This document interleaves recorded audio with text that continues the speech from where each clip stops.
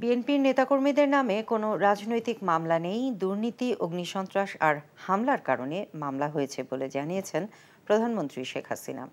শুক্রবার গণভবনে কৃষক লীগের 52তম প্রতিষ্ঠা বার্ষিক উপলক্ষে কেন্দ্রীয় কমিটির নেতৃবৃন্দের সাথে শুভেচ্ছা বিনিময় অনুষ্ঠানে এসব কথা বলেন তিনি। দেশের জেল হাজতে ধারণ ক্ষমতায় নেই, কিন্তু বিএনপি নেতারা কিভাবে তাদের 60 লাখ নেতাকর্মী গ্রেফতারের অভিযোগ করছে সেই প্রশ্ন করেন প্রধানমন্ত্রী। রিপোর্ট করছেন ফাহাদ মোহাম্মদ। কৃষক লীগের 52তম প্রতিষ্ঠাবার্ষিকী উপলক্ষে শুক্রবার সকালে গণভবনে আসেন সংগঠনের কেন্দ্রীয় কমিটির নেতারা।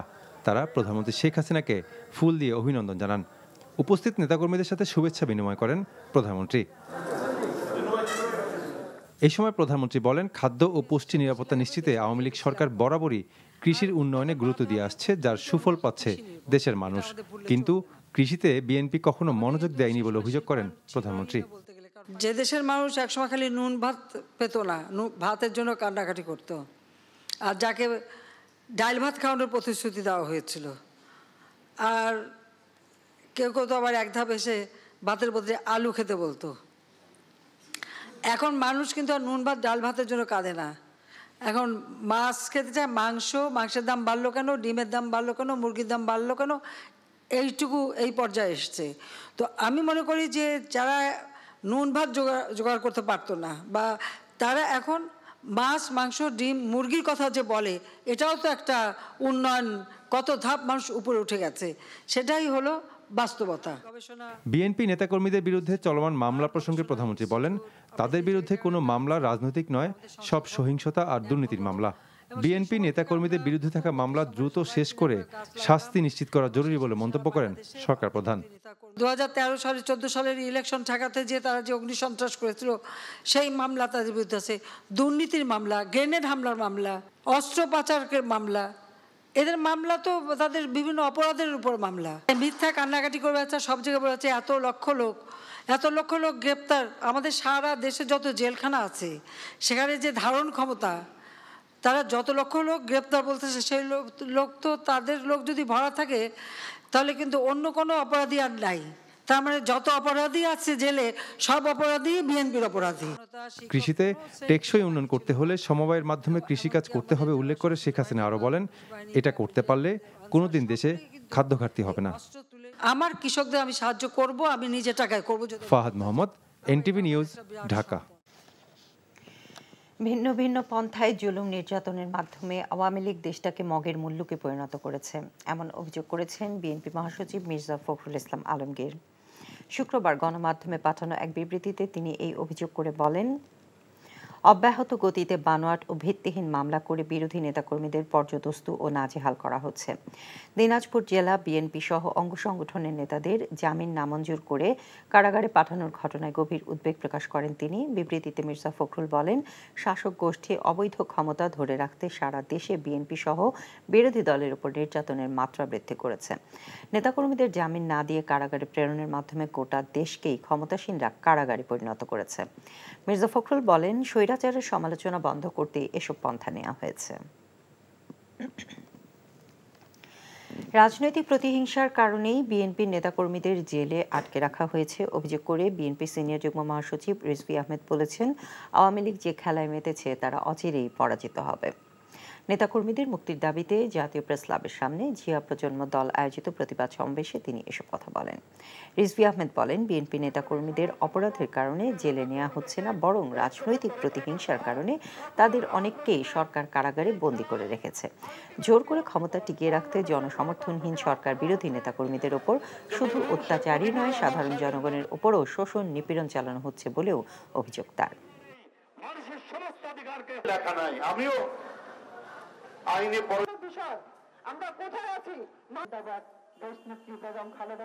আপনি যদি বলেন বিএনপির নেতাকর্মী, গণতন্ত্রকামী নেতাকর্মী এরা হচ্ছে অপরাধের কারণে জেলে নেওয়া হয়েছে, তাহলে ওগুলো কি আপনার নামে যে 15টি মামলা ছিল, সেই 15টি মামলা কি রাজনৈতিক কারণে রাখা ছিল? দুর্নীতির মামলা। আপনি ক্ষমতার জোরে আপনি বাতাসে এটা উড়িয়ে দিয়েছেন, কিন্তু প্রধানমন্ত্রী আপনাকে বলে রাখি, প্রত্যেকটারই রেকর্ড আছে, এই রেকর্ড মুছে ফেলতে পারবে না। ঈদের পরে আবারও চড়া নিত্যপণ্যের বাজার। কেজি প্রতি প্রায় সব ধরনের সবজির দাম বেড়েছে 15 থেকে 20 টাকা। নাগালের বাইরে আলুর দাম, প্রতি কেজি আলু বিক্রি হচ্ছে 60 টাকায়। এছাড়া ঝাঁঝ বেড়েছে, পেঁয়াজেরও প্রতি কেজি বেড়েছে 15 টাকা। ব্রয়লার মুরগির দাম কিছুটা কমলেও বেড়েছে সোনালী আর দেশি মুরগির দাম, তবে এখনও আগের দামে বিক্রি হচ্ছে বোতলজাত সয়াবিন। বিস্তারিত জুনায়েদ আল হাবিবের রিপোর্টে। পর্যাপ্ত সরবরাহ থাকার পরেও বেড়েই চলছে নিত্যপণ্যের দাম। ঈদের আগে যেখানে আলু বিক্রি হয়েছে 40 থেকে 45 টাকা, এখন সে আলু কিনতে ক্রেতাদের গুনতে হচ্ছে 55 থেকে 60 টাকা। কেজি প্রতি 15 টাকা বেড়ে পেঁয়াজ বিক্রি হচ্ছে 70 টাকা। মানভেদে প্রতি কেজিতে 20 থেকে 30 টাকা বেড়েছে আদা রসুনের দাম। ব্রয়লার মুরগির দাম কিছুটা কমলেও কেজি প্রতি 30 থেকে 40 টাকা বেড়েছে দেশি ও সোনালী মুরগির দাম। চড়া সবজির বাজারও। চলতি মাসের শুরুতে বেগুন বিক্রি হয়েছে 30 থেকে 40 টাকা। এখন বেগুন কিনতে ভোক্তাদের গুনতে হচ্ছে 70 থেকে 80 টাকা। নাগালের বাইরে গরমের সবজি। করলা বিক্রি হচ্ছে 60 থেকে 80 টাকা, ঢেঁড়স 70 টাকা, প্রতি হালি লেবুর দাম 50 থেকে 60 টাকা। বাজারের এমন পরিস্থিতিতে নাভিশ্বাস ক্রেতাদের।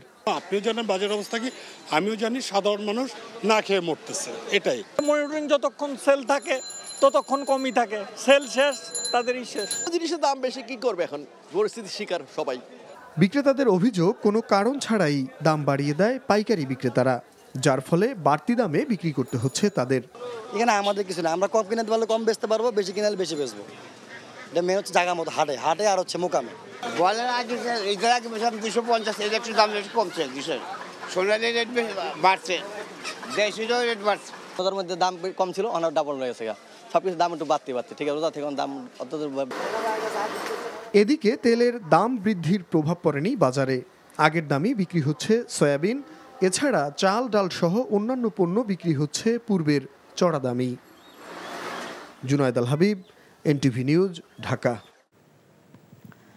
সোমালীয় জলদস্যুদের জিম্মি দশা থেকে মুক্তি পাওয়া জাহাজ এমভি আবদুল্লাহ এখন ওমানে। কাল বিকেলের মধ্যে জাহাজটি তার গন্তব্য দুবাই পৌঁছানোর কথা রয়েছে। জাহাজ থেকে নাবিকদের পাঠানো তথ্যের বরাত দিয়ে মালিক প্রতিষ্ঠান KSRM এর প্রধান নির্বাহী মেহেরুল করিম জানিয়েছেন, এমভি আবদুল্লাহ মধ্যরাতে ওমান পৌঁছে ইতোমধ্যে পরীক্ষা নিরীক্ষা শেষে জাহাজে বাহিত পণ্যের গুণগত মান ঠিক আছে উল্লেখ করে নাবিকরা জানিয়েছেন, আগামী 21 এপ্রিল জাহাজটি তার বর্তমান গন্তব্য দুবাই হামারিয়া বন্দরে নোঙর করবে বলে আশা করা হচ্ছে। এমভি আবদুল্লাহ মোজাম্বিক থেকে কয়লা বোঝাই করে দুবাই যাচ্ছিল। পথিমধ্যে আরব সাগরে গত 12 মার্চ সোমালীয় জলদস্যুদের কবলে পড়ে। 23 নাবিক সহ জাহাজটি 31 দিন আটকে রাখার পর মুক্তি পায় এমভি আবদুল্লাহ। বিকাশে কম খরচে ক্যাশ আউটের লিমিট বেড়ে 50,000, প্রিয় এজেন্টও 2টা। দেশজুড়ে বইছে তীব্র তাপপ্রবাহ। ইতিমধ্যে সারা দেশে জারি করা হয়েছে হিট অ্যালার্ট। তীব্র গরমে নানা রোগে আক্রান্ত হয়ে হাসপাতালে ভর্তি হচ্ছে শিশুরা। গরমে নাগরিক জীবনের উপর কীরকম প্রভাব পড়েছে সে খবর জানতে যাচ্ছি আমাদের সহকর্মীদের কাছে। প্রথমেই আমরা যাব ঢাকায়, সেখানে আছেন আমাদের স্পেশাল করেসপন্ডেন্ট হাসান মাহমুদ। হাসান, ঢাকায় আজ তাপমাত্রা কেমন, আর জনজীবনে এই তাপমাত্রার প্রভাব কেমন দেখছেন?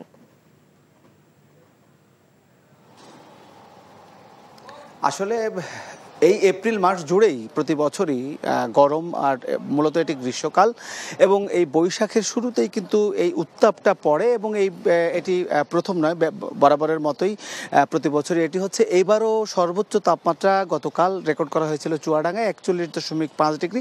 এরপরে আবহাওয়া অধিদপ্তর থেকে, অর্থাৎ আমি যে আবহাওয়া অধিদপ্তরে দাঁড়িয়ে আছি এখান থেকে একটি ঘোষণা দেওয়া হয়েছে এবং হিট অ্যালার্ট জারি করা হয়েছে 72 ঘন্টার, এবং সেটি সারা দেশে এই 72 ঘন্টার হিট অ্যালার্টের আজকের প্রথম দিনে আমরা দেখতে পেলাম যে আজকে ঢাকার তাপমাত্রা 34 ডিগ্রি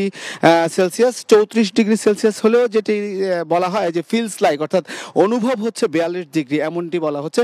42 ডিগ্রি তাপমাত্রা অনুভব হচ্ছে, এবং এটি আমি যদি একটু বলি, গেল বছর এই তাপমাত্রা, অর্থাৎ এই এপ্রিলের 19 এবং 20 এপ্রিল 2023 সাল, সেটিতে কিন্তু প্রায় 42 ডিগ্রি সেলসিয়াস ছিল তাপমাত্রা সর্বোচ্চ, এবং সেটি এখনও এই বছর হয়নি। তবে সেই তাপমাত্রার এখনো ছাড়িয়ে যায়নি এবছর। তবে সামনে যে সময়গুলো আছে গত বছরের তাপমাত্রাকেও ছাড়িয়ে যেতে পারে এমন আশঙ্কা করছেন আবহাওয়াবিদরা। আর এটির যে প্রভাব সেটি আসলে বেশিরভাগ এই উত্তাপের প্রভাবটি পড়েছে নিম্ন মধ্যবিত্ত আয়ের মানুষের জনজীবনে, এবং সাধারণ মানুষ যারা খেটে খাওয়া মানুষ তারা এই উত্তাপে আসলে বের হতে পারছে না রাস্তায়। এবং আবহাওয়া অধিদপ্তর সতর্ক করেছে যে বেশি ঠান্ডা পানি না খাওয়া সহ এবং ছায়ার মধ্যে থাকার জন্য মানুষকে সতর্ক করেছে। তো এই হচ্ছে মোটামুটি আজকের আবহাওয়ার প্রথম দিনের হিট অ্যালার্ট জারির প্রথম দিনের অবস্থা। এবং ক্রমেই দিন যত বাড়বে অর্থাৎ 12টা 2টা তাপ বাড়বে, আবার দিনের যখন সূর্য পড়তে থাকবে তখন তাপমাত্রা ক্রমান্বয়ে কমবে। আপনি আমাদের সাথে থাকুন হাসান। এখন আমরা যাব রাজশাহীতে, সেখানে আছেন আমাদের সিনিয়র করেসপন্ডেন্ট সাজু। রাজশাহীতে কয়েকদিন ধরেই তো 40 ডিগ্রি তাপমাত্রা বিরাজ করছে, তো আজকে কি অবস্থা?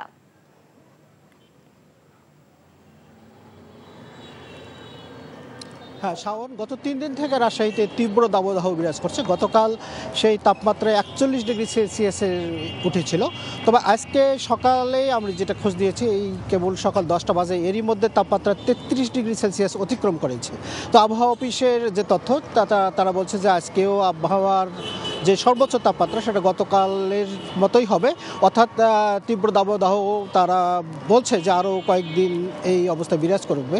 তবে এই যে অবস্থা, এই অবস্থার মধ্যে সবচেয়ে বিপাকে পড়েছে যারা খেটে খাওয়া মানুষ, যারা শ্রমজীবী মানুষ, যাদেরকে সকালেই কাজের সন্ধানে জীবিকার তাগিদে তাদেরকে রাস্তায় নামতে হয়। এই পিচঢালা পথে যে রিক্সা যারা সকাল থেকে চালাচ্ছে, আমরা দেখেছি যে সকালে যদিও তাপমাত্রা 33 ডিগ্রি সেলসিয়াসে ঘরে, তবে প্রখর রোদ রয়েছে, বাতাস নেই।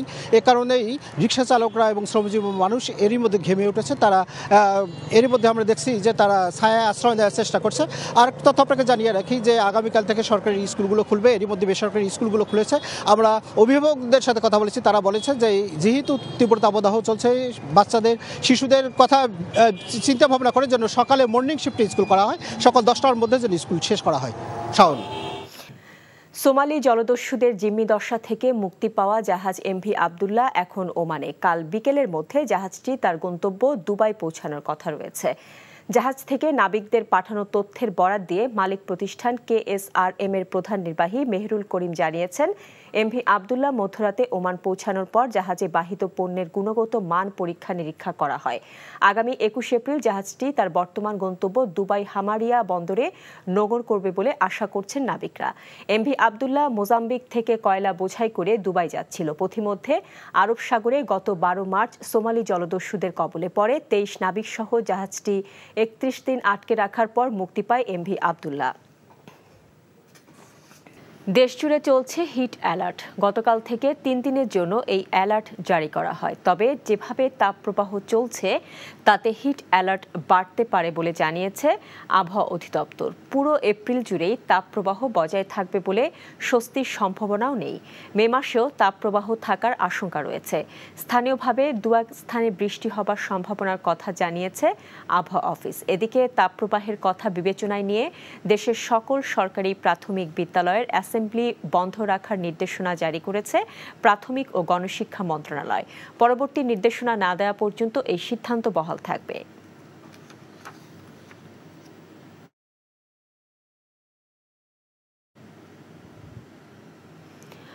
দেশজুড়ে বইছে তীব্র তাপপ্রবাহ। গরমে নাগরিক জীবনের ওপর কিরকম প্রভাব পড়েছে সে খবর জানতে যাচ্ছি আমাদের সহকর্মীদের কাছে। প্রথমে যাব ঢাকার বসিলা এলাকায়, সেখানে আছেন আমাদের স্পেশাল করেসপন্ডেন্ট হাসান মাহমুদ। হাসান, এই তীব্র গরমে আসলে রাজধানীবাসীর উপরে জনজীবনে কি প্রভাব পড়েছে? নাভিশ্বাস, একেবারে এক কথায় বলতে গেলে নাভিশ্বাস উঠে গেছে। একেবারে যে তাপ, মাথার উপরে খাড়া রোদ, বিশেষ করে এই মুহূর্তে মধ্য দুপুরে তীব্র তাপ অনুভব করছে এই নগরবাসী। আমি যে জায়গাটিতে দাঁড়িয়ে আছি ঠিক নগরের কাছাকাছি, অর্থাৎ এটি সিটি কর্পোরেশন এলাকায়, তবে বসিলা ব্রিজের পাশাপাশি এইখানে একটু খোলা জায়গায় এসেছি। দেখুন যে গাছপালার যে ঘাটতি এবং সেই ঘাটতির কারণে যে রোদের প্রখরতা যে তীব্রভাবে পড়ছে সেটির একটা লক্ষ্য করা যাচ্ছে। পাশাপাশি আবহাওয়া অফিস থেকে যেটি বলেছে যে আসলে জলাভূমি কমে কমে যাওয়ায় কিন্তু এই তাপের প্রভাবটা বাড়ারও একটা, জলাভূমি না থাকাও একটা কারণ বলছেন। কারণ পানির যে পরিমাণ তাপকে শোষণ করতে পারে বা ধারণ করতে পারে সেরকম জলাধার কিন্তু ঢাকায় তো নেই, বিভিন্ন জায়গায়ও বাংলাদেশের বিভিন্ন স্থানেও সেই জলাধার কিন্তু কমে গেছে। এখানে তাপ থেকে বাঁচার জন্য শিশুরা এবং মাঝারি বয়সী মানে সব বয়সী মানুষই কিন্তু এই পুকুরে নিজেদেরকে পুকুরের জলে পানিতে স্বস্তি পাওয়ার জন্য এখানে কিন্তু গোসল করছে এবং তারা প্রায় দীর্ঘ অনেকক্ষণ ধরেই আমরা এখানে লক্ষ্য করছিলাম যে এই পানিতে তারা একটা স্বস্তি অর্থাৎ এই তাপ থেকে স্বস্তি খোঁজার চেষ্টা করেছে। আর সবচেয়ে বড় বিপাকে যারা, তারা হচ্ছে আসলে দিনমজুর, মূলত যারা খেটে খায়, মোটে মজুর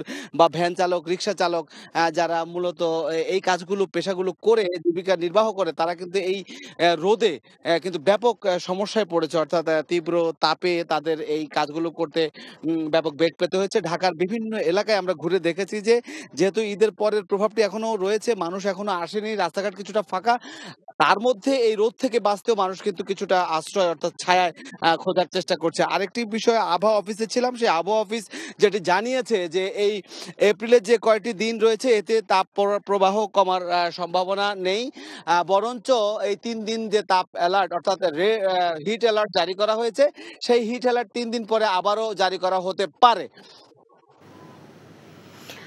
আপনি সাথেই থাকুন। এখন আমরা চুয়াডাঙ্গায় যাব, সেখানে আছেন আমাদের স্থানীয় প্রতিনিধি রফিকুল ইসলাম।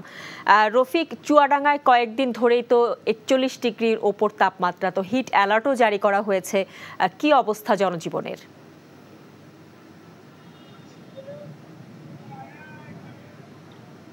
শাওন, আপনি ঠিকই বলেছেন, চুয়াডাঙ্গায় তীব্র তাপপ্রবাহের ফলে এখানকার জীবনযাত্রা অচল হয়ে পড়েছে।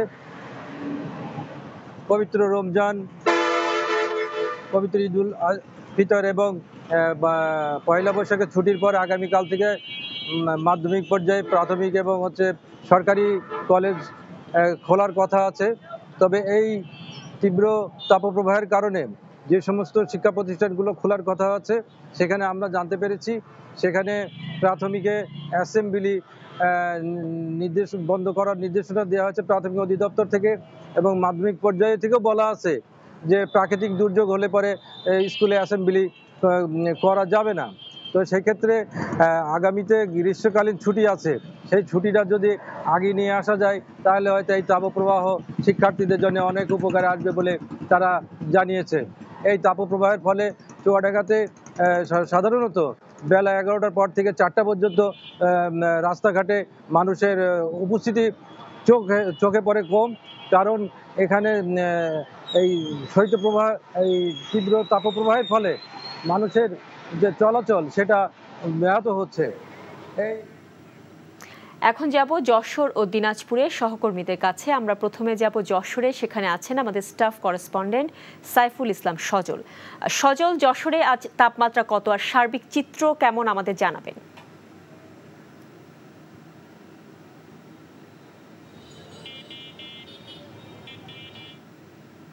কিন্তু যে তীব্র তাপ প্রবাহ চলছে তাতে তাপমাত্রা 40 ডিগ্রির উপরে ঘোরাফেরা করছে এবং গতকাল সর্বোচ্চ তাপমাত্রা কিন্তু 41.2 ডিগ্রি পর্যন্ত পৌঁছে যায়।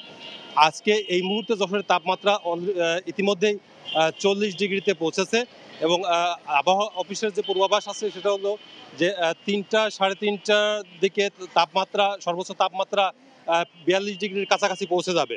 এই যে তীব্র তাপমাত্রা, এই তীব্র তাপমাত্রায় কিন্তু সবচেয়ে বেশি সমস্যা হচ্ছে সাধারণ খেটে খাওয়া মানুষ, রিক্সা চালক, দিনমজুর। তাদের আমরা দেখতে পাচ্ছি যে গাছের ছায়ায় কিংবা পার্কে প্রচুর খেটে খাওয়া মানুষ তারা বিশ্রাম নিচ্ছেন এবং তারা আসলে এই সকাল 11টা থেকে বেলা 3-3:30 পর্যন্ত এই সময়টাতে যে তীব্র তাপ, এই তাপের মধ্যে আসলে কোনো কাজই করতে পারছেন না। আরেকটা জিনিস যেটা হয়েছে সেটা হলো যে যশোর শহরের বেশিরভাগ যে টিউবওয়েল আছে সেই টিউবওয়েলে কিন্তু পানি ওঠা বন্ধ হয়ে গেছে। কিছু বাড়িতে সাবমার্সিবল পাম্প আছে, এই সাবমার্সিবল পাম্প আর প্রতিবেশীরা এই পাম্পগুলো থেকে তাদের খাবার পানি সংগ্রহ করছেন এবং গরমজনিত যে রোগগুলো আছে তার ভিতরে ডায়রিয়ার প্রকোপটা একটু বেশি বৃদ্ধি পেয়েছে। আমাদের যশোর জেনারেল হাসপাতালে যে 5 বেডের ডায়রিয়া ওয়ার্ড আছে সেই ওয়ার্ডে প্রতিদিন কিন্তু 25 থেকে 26 জন ডায়রিয়া রোগী চিকিৎসা নিচ্ছেন, যাদের মধ্যে শিশু এবং বয়স্ক লোকের সংখ্যায় বেশি। জেলা প্রশাসন এবং স্বাস্থ্য বিভাগ সাধারণ মানুষকে সচেতন করার জন্য বিভিন্ন ধরনের প্রচারণার উদ্যোগ নিয়েছেন। শাওন, আপনি সাথেই থাকুন। এখন আমরা যাব দিনাজপুরে, সেখানে আছে স্টাফ করেসপন্ডেন্ট ফারুক হোসেন। ফারুক, তীব্র গরমে দিনাজপুরে খেটে খাওয়া মানুষের কি অবস্থা দেখছেন?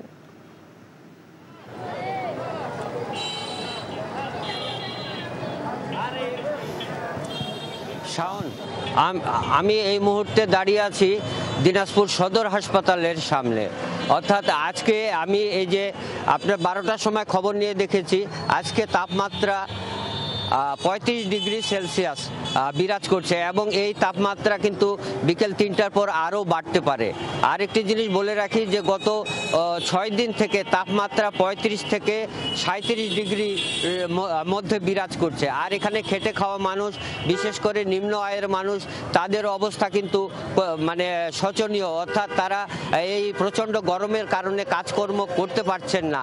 আর আপনার যারা কৃষি শ্রমিক রয়েছেন তারাও কিন্তু তারা জমিতে যায় নিড়ানি দেওয়া, ঘাস তোলা, অন্যান্য যে সমস্ত কাজকাম আছেন সেগুলা কিন্তু করতে পারছেন না। আর একটি জিনিস বলে রাখে, আমি দিনাজপুর সদর হাসপাতালে গিয়েছিলাম, সেখানে আমি দেখেছি আপনার ডায়রিয়া সহ বিভিন্ন রোগে আক্রান্তদের সংখ্যা কিন্তু ক্রমেই বাড়ছে। আপনার আমি সিভিল সার্জনের সাথে কথা বলেছি, তিনি আমাকে জানিয়েছেন এই প্রচণ্ড গরমের কারণে সবাইকে গাছের ছায়ায় অথবা বাসায় থাকার জন্য তিনি কিন্তু অনুরোধ জানিয়েছেন। তা না হলে হিট স্ট্রোক রোগের সম্ভাবনা রয়েছে। তো সব কিছু মিলিয়ে আপনার সুখবর নেই, আগামী আরও 3 থেকে 4 দিন কিন্তু এই তাপদাহ বিরাজ করবে। তা আমার কাছে এই ছিল দিনাজপুর থেকে আপনার গরমের সর্বশেষ সংবাদ। শাওন, দেশ জুড়ে চলছে হিট অ্যালার্ট। গতকাল থেকে 3 দিনের জন্য এই অ্যালার্ট জারি করা হয়েছে। তবে যেভাবে তাপপ্রবাহ চলছে তাতে হিট অ্যালার্ট বাড়তে পারে বলে জানিয়েছে আবহাওয়া অধিদপ্তর। তীব্র তাপপ্রবাহের কারণে হাসপাতালগুলোতে বাড়ছে রোগীদের চাপ। এদিকে তাপপ্রবাহের কথা বিবেচনায় নিয়ে দেশের সকল সরকারি প্রাথমিক বিদ্যালয়ের অ্যাসেম্বলি বন্ধ রাখার নির্দেশনা জারি করা হয়েছে। রিপোর্টে আরও জানাচ্ছেন হাসান জাভেদ। গত কয়েকদিন ধরেই দেশ জুড়ে চলছে তীব্র তাপপ্রবাহ। গরমের যন্ত্রণায় অতিষ্ঠ দেশবাসী। তাপপ্রবাহের কারণে শুক্রবার থেকে হিট অ্যালার্ট জারি করা হয়েছে, যা চলবে রোববার পর্যন্ত। আবহাওয়া অধিদপ্তর বলছে পুরো এপ্রিল জুড়েই তাপপ্রবাহ বজায় থাকবে, এর থেকে স্বস্তির কোনো সম্ভাবনাও নেই। মে মাসেও তাপপ্রবাহ থাকার আশঙ্কা তাদের। তাপপ্রবাহের যে বর্তমান পরিস্থিতি সেটা এপ্রিল মাস জুড়ে থাকার সম্ভাবনাটা খুব বেশি। এপ্রিলে যে সামান্য আরও 10-11 দিন বাকি আছে, হিটওয়েভ সারা বাংলাদেশ না হোক, অথবা কিছু অঞ্চল বাদ দিয়ে মোটামুটি বেশিরভাগ জায়গাতেই আমাদের হিটওয়েভ বা তাপপ্রবাহ হয়ে যাওয়ার সম্ভাবনাটা খুব বেশি। প্রচণ্ড রোদ ও গরমে নাকাল দেশবাসী একটু স্বস্তির আশায় রাস্তায় যা পাচ্ছেন তা দিয়েই তেষ্টা মেটাচ্ছেন। আবার অনেকে এভাবেই পানিতে প্রাণ জোড়ানোর চেষ্টা করছেন। প্রচুর গরম, এর জন্য পানিতে গোসল করতে আসছি, ঠান্ডা লাগে পানি। আমরা গোসল করি 1 ঘন্টা 2 ঘন্টা গরমের লেগে। গত কয়েকদিন ধরেই চুয়াডাঙ্গায় দেশের সর্বোচ্চ তাপমাত্রা 41 থেকে প্রায় 42 ডিগ্রি পর্যন্ত বিরাজ করছে।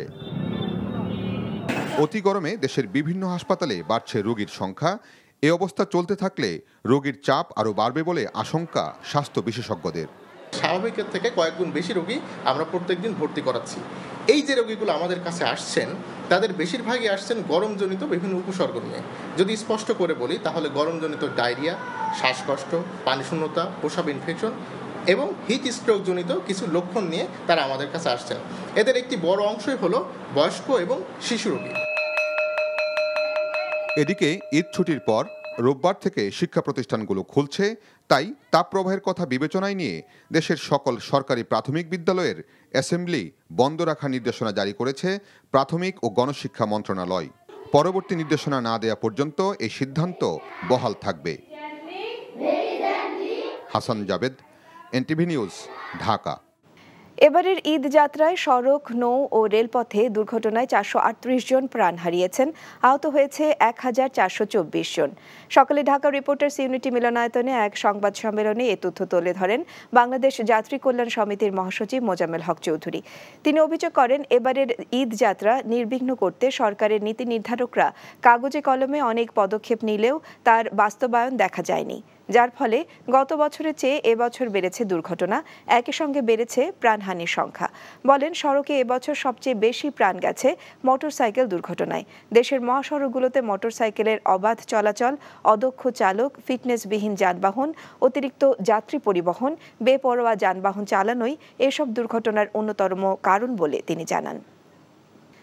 রাজনৈতিক দল হিসেবে জামাতে ইসলামীর নিবন্ধন নেই বলেই তাদের প্রকাশ্যে রাজনীতি করার কোনো সুযোগ নেই বলে জানিয়েছেন আওয়ামী লীগ সাধারণ সম্পাদক ওবায়দুল কাদের। আজ এক সংবাদ সম্মেলনে তিনি এসব কথা বলেন। বিএনপিকে জনবিচ্ছিন্ন ও সন্ত্রাসী দল উল্লেখ করে কাদের বলেন, তাদের এই পরিচয় আওয়ামী লীগ জনগণের সামনে তুলে ধরবে। নজরানা চৌধুরীর রিপোর্ট। আসন্ন উপজেলা পরিষদ নির্বাচন নিয়ে আওয়ামী লীগের বিভিন্ন পর্যায়ের নেতাকর্মীদের মাঝে রেষারেষি শুরু হয়েছে। এরই প্রেক্ষিতে মন্ত্রী ও সংসদ সদস্যদের স্বজনরা এই নির্বাচনে অংশ নিতে পারবেন না বলে কয়েকদিন আগে দলের কেন্দ্র থেকে নির্দেশনা দেওয়া হয়। এ অবস্থায় শনিবার আওয়ামী লীগের ধানমন্ডি কার্যালয়ে এক সংবাদ সম্মেলনে দলের সাধারণ সম্পাদক ওবায়দুল কাদের বলেন, মনোনয়নপত্র প্রত্যাহারের শেষ দিন পর্যন্ত তারা বিষয়টি দেখবেন। এমপি মন্ত্রীদের স্বজনরা তারা নির্বাচন থেকে যারা করছে তারা সরে দাঁড়াতে এবং যারা ভবিষ্যতে করতে চায় তাদেরকেও এই নির্বাচনীয় প্রক্রিয়া থেকে দূরে থাকতে বলা হয়েছে। এই প্রক্রিয়ার মধ্যে অলরেডি আছে, তাদের তালিকা তৈরি করার নির্দেশনা দেওয়া হয়েছে। সম্প্রতি জামাতে ইসলামীর পক্ষ থেকে প্রকাশ্যে রাজনৈতিক কর্মকাণ্ড শুরু করার ঘোষণা দেওয়া হয়েছে। এ প্রসঙ্গে আওয়ামী লীগের অবস্থান জানতে চাইলে কাদের বলেন, জামাতের প্রকাশ্যে রাজনীতি করার সুযোগ নেই।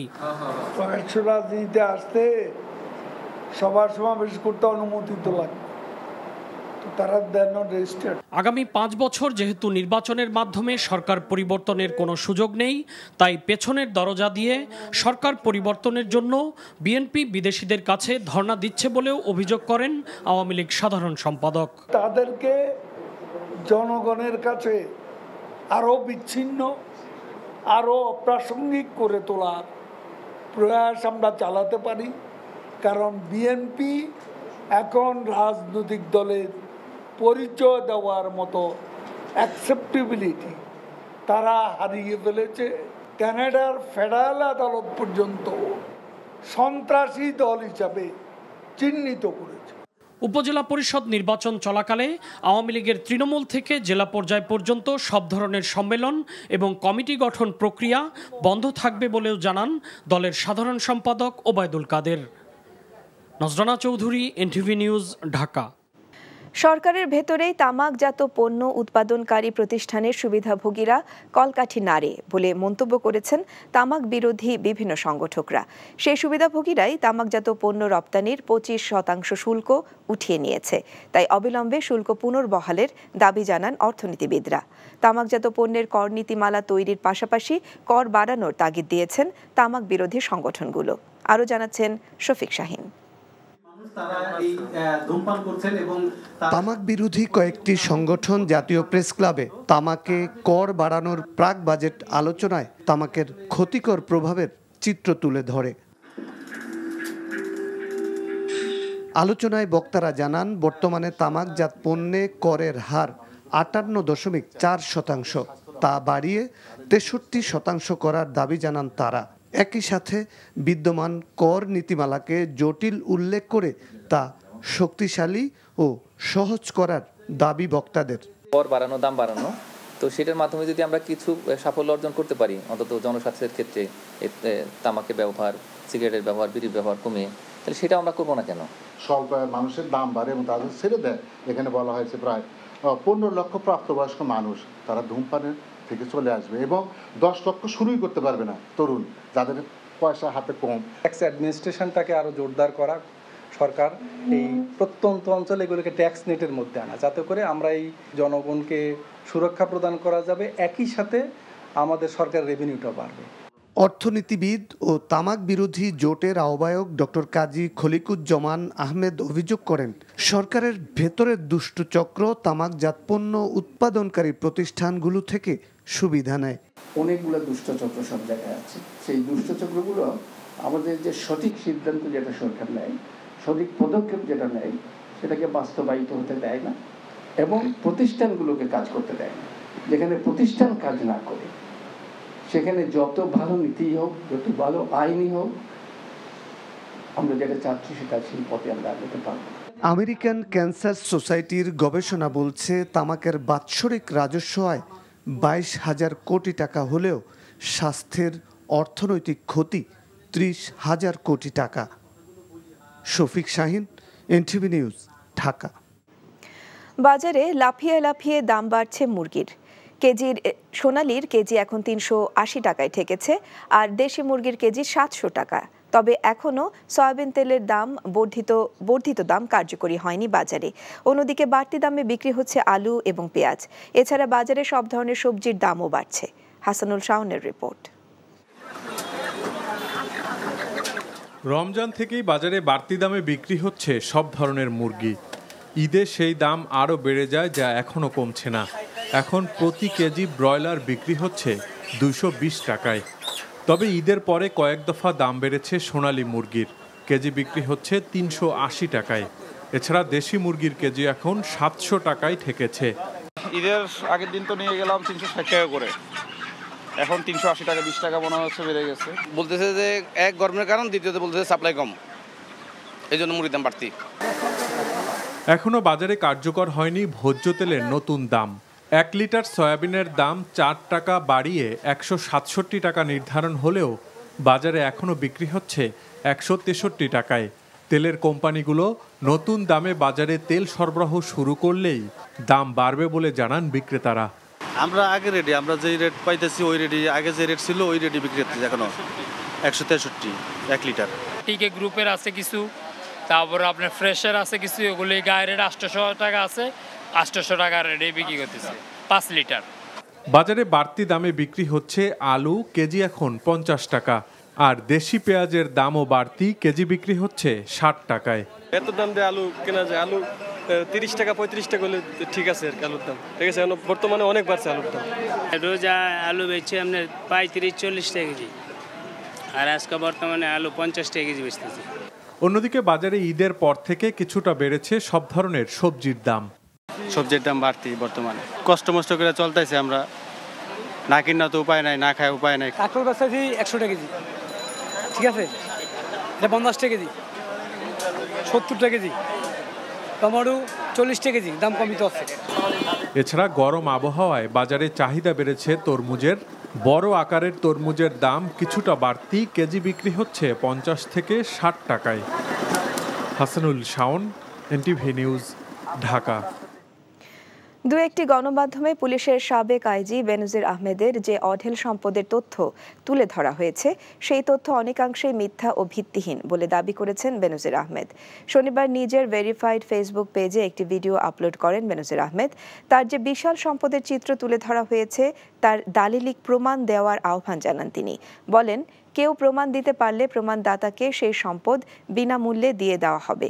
পুলিশের সাবেক এই মহাপরিদর্শক বেনজির আহমেদ দুর্নীতির মাধ্যমে নিজের ও পরিবারের সদস্যদের নামে বিপুল পরিমাণ সম্পদ গড়ে তুলেছেন বলে সম্প্রতি কিছু গণমাধ্যমে প্রকাশিত হয়।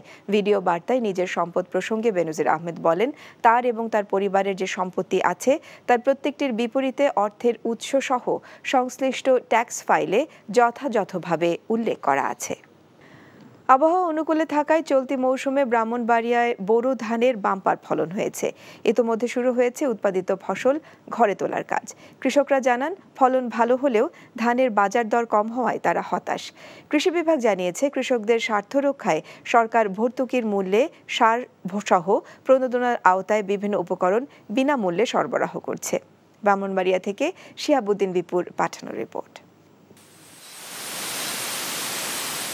চলতি মৌসুমে ব্রাহ্মণবাড়িয়া জেলায় বোরো আবাদ হয়েছে 1,11,696 হেক্টর জমিতে, যার মধ্যে হাওড় অঞ্চলের 32,000 হেক্টর জমি রয়েছে। এবার ব্রি ধান, বিনা 25 সহ নতুন জাতের বোরোর ব্যাপক আবাদ হয়েছে। উৎপাদনের লক্ষ্যমাত্রা ধরা হয়েছে 7,15,543 মেট্রিক টন, যার বাজার মূল্য প্রায় 2200 কোটি টাকা। তবে প্রতি বছর ফসল উৎপাদনের সময় ধানের দাম কমে যায় বলে অভিযোগ করেন কৃষকরা। ধান করি ঠিকই, কিন্তু আমরা ধানের ঠিক মূল্য পাই না। আমি সরকারের কাছে দাবি, আমরা ধানের রেট আমরা বাড়তে চাই। তেলের দাম বেশি, ডিজেলের দাম বেশি, মানুষ দাম বেশি খরচ দিয়ে সেটা আমরা লাভবান না বেশি। নতুন জাতের সম্প্রসারণ হওয়ায় এবার উৎপাদনের লক্ষ্যমাত্রা ছাড়িয়ে যাবে বলে আশা করছে কৃষি বিভাগ। ব্রাহ্মণবাড়িয়া জেলায় এই বছর বড় আমাদের লক্ষ্যমাত্রা ধরা হয়েছে 1,11,405 হেক্টর। আমাদের অর্জন হয়েছে 1,11,696 হেক্টর, যা গত বছরের তুলনায় প্রায় 291 হেক্টরের মতো বেশি। আমাদের প্রায় হাওরের 10%, এর প্রায় 3,215 হেক্টর জমিতে কর্তন হয়েছে। আমরা ফলনও বেশ ভালো পাচ্ছি। এপ্রিল থেকেই শুরু হয়েছে বড় ফসল ঘরে তোলার কাজ, যা চলবে পুরো মে মাস জুড়ে। NTV news desk. আবারও বন্ধ হয়ে গেল চাঁদপুরে 150 মেগাওয়াট কম্বাইন্ড সাইকেল বিদ্যুৎ উৎপাদন কেন্দ্র। 5 এপ্রিলে জেনারেটর বেয়ারিংয়ে অয়েল লিকেজ থেকে ছোট আকারের অগ্নিকাণ্ডের ঘটনা ঘটে, ফলে পুরো বিদ্যুৎ কেন্দ্র বন্ধ করে দেওয়া হয়। আগামীকাল ইন্দোনেশিয়া থেকে প্রকৌশলীরা আসবে। চলতি মাসের শেষ পর্যন্ত মেরামত কাজ চলবে। 1 মে থেকে পুনরায় বিদ্যুৎ কেন্দ্রটি উৎপাদনে যাবে। এতে করে চাঁদপুর ও এর আশেপাশের এলাকার বিদ্যুৎ চাহিদা পূরণ করা সম্ভব হবে বলে জানান কেন্দ্রটির কর্মকর্তারা। 2010 সালের 25 এপ্রিল প্রধানমন্ত্রী শেখ হাসিনা এই বিদ্যুৎ কেন্দ্রের ভিত্তিপ্রস্তর স্থাপন করেন এবং 2012 সালের মার্চ থেকে বিদ্যুৎ উৎপাদন শুরু করে কেন্দ্রটি। 2022 সালের 6 ডিসেম্বর কেন্দ্রটি বন্ধ হয়ে যায়।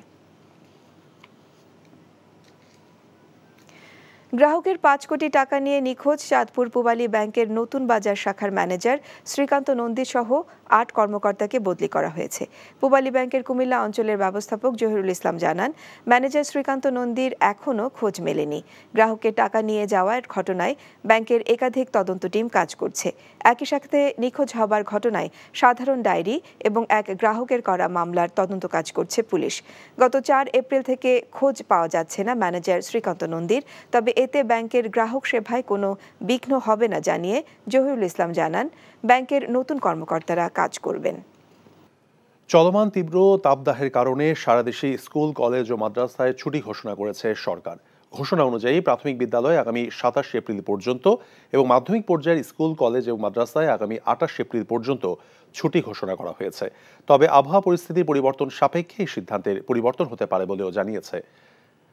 শনিবার প্রাথমিক এবং গণশিক্ষা মন্ত্রণালয় এক বিজ্ঞপ্তিতে জানায়, আগামী 7 দিন সারা দেশে প্রাথমিক বিদ্যালয় বন্ধ থাকবে। বিজ্ঞপ্তিতে বলা হয়, চলমান তাপদাহে শিশু শিক্ষার্থীদের স্বাস্থ্য এবং সুরক্ষা বিবেচনায় আগামী 21 থেকে 27 এপ্রিল পর্যন্ত সব সরকারি প্রাথমিক বিদ্যালয়, শিশু কল্যাণ ট্রাস্টের বিদ্যালয়, উপানুষ্ঠানিক শিক্ষা ব্যুরো লার্নিং সেন্টারগুলো বন্ধ থাকবে। এর আগে সকালে প্রাথমিক বিদ্যালয়ে শুধু অ্যাসেম্বলি বন্ধ রাখার ঘোষণা দেওয়া হয়েছিল। এদিকে শিক্ষা মন্ত্রণালয় এক বিজ্ঞপ্তিতে বলা হয়, চলমান তাপদাহ এবং আবহাওয়া দফতরের সতর্কতা জারির পরিপ্রেক্ষিতে আগামী 28 এপ্রিল পর্যন্ত দেশের সব স্কুল, কলেজ এবং মাদ্রাসায় ছুটি ঘোষণা করা হয়েছে। দেশ জুড়ে চলছে হিট অ্যালার্ট। গরম থেকে আপাতত স্বস্তির খবর তো নেই, বরং পুরো এপ্রিল জুড়ে তো বটেই, মে মাসেও থাকবে এই গরম। এরই মধ্যে তাপপ্রবাহ থাকবে বেশ কয়েকটি, তাই বাড়তে পারে হিট অ্যালার্টও। তবে স্থানীয়ভাবে বৃষ্টি হলেও তাতে গরম খুব বেশি কমবে না। এসব তথ্য আবহাওয়া অধিদপ্তরের। তীব্র তাপপ্রবাহের কারণে হাসপাতালগুলোতে বাড়ছে রোগীদের চাপ। হাসান মাহমুদের রিপোর্ট। খরতাপে চৌচির চরাচর, প্রখর রোদ দিনভর। তপ্ত রাজপথে মরীচিকার মতো দৃষ্টিভ্রম। রাজধানী জুড়ে ফুটে থাকা গ্রীষ্মের ফুলে গরম ভুলে থাকার জো নেই। ছায়া খোঁজার চেষ্টায় থাকা মানুষের তেষ্টা আর ঘামে জবুথবু শেষ্টা। দেশ জুড়ে বইছে তাপপ্রবাহ। সূর্যের গনগনে আঁচে বিপর্যস্ত ছাঁচে ফেলা জীবন। প্রয়োজন ছাড়া বাইরে কমই বেরোচ্ছেন মানুষ। উত্তরের জনপদে উত্তপ্ত পথে কম মানুষ। প্রখর রোদে ক্ষেত খামারেও কৃষিজীবী মানুষের ভোগান্তি। চারদিকে এ যেন অশান্তি। চলমান তাপপ্রবাহে আবহাওয়া অধিদপ্তর দেশ জুড়ে হিট অ্যালার্ট অর্থাৎ তাপ সতর্কতা জারি করেছে, যা চলবে রোববার পর্যন্ত। অধিদপ্তরটি বলছে, আপাতত স্বস্তির খবর নেই। তাপপ্রবাহের যে বর্তমান পরিস্থিতি, সেটা এপ্রিল মাস জুড়ে থাকার সম্ভাবনাটা খুব বেশি। এপ্রিলে যে সামান্য আরও যে 10-11 দিন বাকি আছে, হিটওয়েভ সারা বাংলাদেশ না হোক, অথবা কিছু অঞ্চল বাদ দিয়ে মোটামুটি বেশিরভাগ জায়গাতেই আমাদের হিটওয়েভ বা তাপপ্রবাহ হয়ে যাওয়ার সম্ভাবনাটা খুব বেশি। প্রচণ্ড রোদ ও গরমে নাকাল দেশবাসী স্বস্তি খুঁজছেন যে যার মতো। প্রচুর গরম, এর জন্য পানিতে গোসল করতে আসছি, ঠান্ডা লাগে পানি। আমরা গোসল করি হলো 1 ঘন্টা 2 ঘন্টা গরমের লেগে। স্বাধীনতার পর ১৯৭২ সালে দেশের সর্বোচ্চ তাপমাত্রা উঠেছিল ৪৫.১ ডিগ্রি সেলসিয়াস, যেই রেকর্ড ভাঙেনি ৫ দশকেও। আর ১৯৬০ সালে ঢাকায় তাপমাত্রার পারদ উঠেছিল ৪২.৩-এ। তবে এই মৌসুমে এখন পর্যন্ত দেশে সর্বোচ্চ তাপমাত্রা উঠেছে ৪২.৬ ডিগ্রি সেলসিয়াস। অতি গরমে দেশের বিভিন্ন হাসপাতালে বাড়ছে রোগীর সংখ্যা। এ অবস্থা চলতে থাকলে রোগীর চাপ আরও বাড়বে, আশঙ্কা স্বাস্থ্য বিশেষজ্ঞদের। স্বাভাবিকের থেকে কয়েক গুণ বেশি রোগী আমরা প্রত্যেকদিন ভর্তি করাচ্ছি। এই যে রোগীগুলো আমাদের কাছে আসছেন, তাদের বেশিরভাগই আসছেন গরমজনিত বিভিন্ন উপসর্গ নিয়ে।